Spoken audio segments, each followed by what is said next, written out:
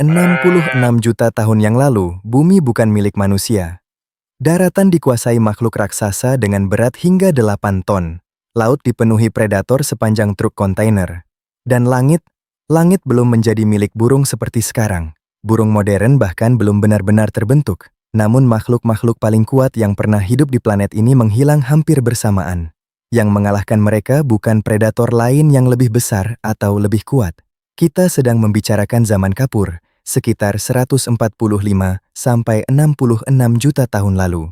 Dan saat itu, bumi bukan sedang menuju kehancuran. Sebaliknya, bumi berada di puncak kejayaan kehidupannya. Bayangkan kamu berdiri di tepi sebuah lembah luas. Di depanmu ada ratusan Hadrosaurus, dinosaurus berparuh bebek yang bergerak bersama dalam kawanan besar. Suara mereka memenuhi seluruh lembah. Di atas kepalamu, Pterosaurus melayang dengan rentang sayap mencapai 10 meter. Dan di kejauhan, T-Rex sedang mengintai mangsa. Di beberapa wilayah, ribuan dinosaurus hidup dalam satu area yang sama. Bukan puluhan, tetapi ribuan. Dunia saat itu terasa seperti planet asing. Padahal, itu adalah bumi yang sama dengan tempat kita berdiri sekarang. Kalau berbicara tentang penguasa daratan, jawabannya jelas. Tyrannosaurus Rex. Panjangnya hampir 13 meter dari kepala hingga ekor. Giginya bisa mencapai 30 cm, lebih panjang dari penggaris sekolah biasa.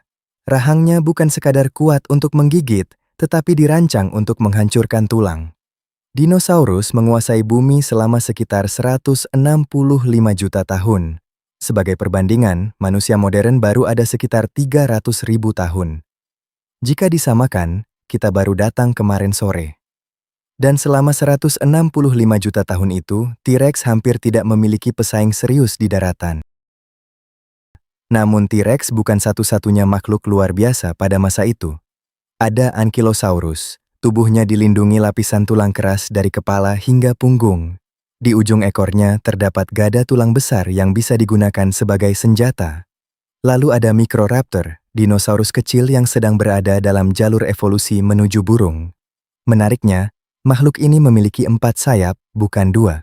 Pada masa itu, evolusi masih seperti melakukan percobaan. Burung modern belum benar-benar terbentuk.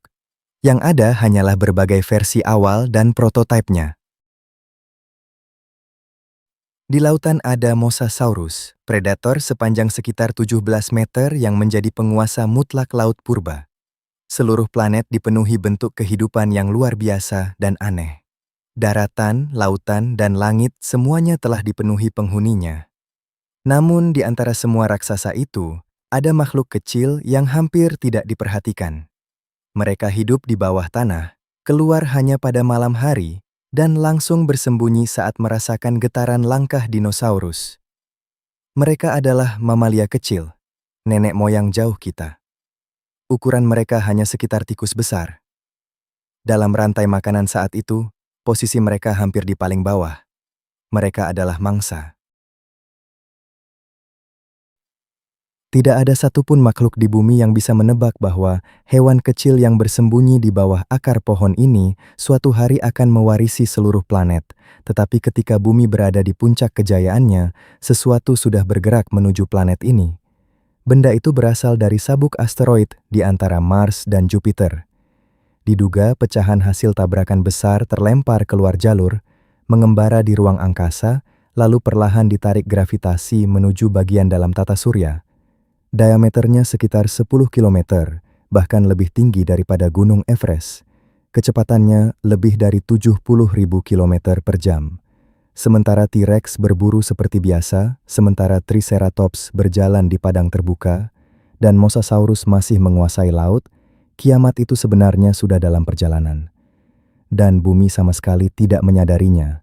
357 hari itu dimulai seperti hari biasa.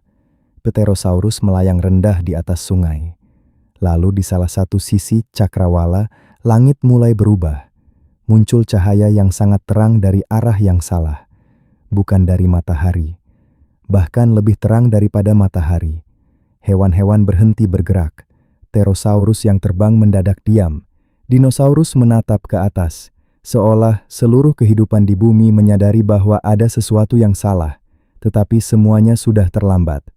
Asteroid itu memasuki atmosfer, terbakar karena gesekan udara, lalu menghantam wilayah yang sekarang dikenal sebagai Semenanjung Yucatan, Meksiko. Energi yang dilepaskan setara lebih dari 100 juta megaton TNT. Bom nuklir terkuat yang pernah dibuat manusia, Tsar Bomba milik Uni Soviet, memiliki kekuatan sekitar 50 megaton. Asteroid ini melepaskan energi sekitar 2 juta kali lebih besar. Dalam sepersekian detik, laut di sekitar titik tabrakan langsung menguap. Kerak bumi terlempar ke udara. Kawah selebar sekitar 180 km terbentuk. Gelombang kejut menyebar ke seluruh planet. Tsunami setinggi ratusan meter menghantam berbagai garis pantai di dunia. Namun itu baru permulaan.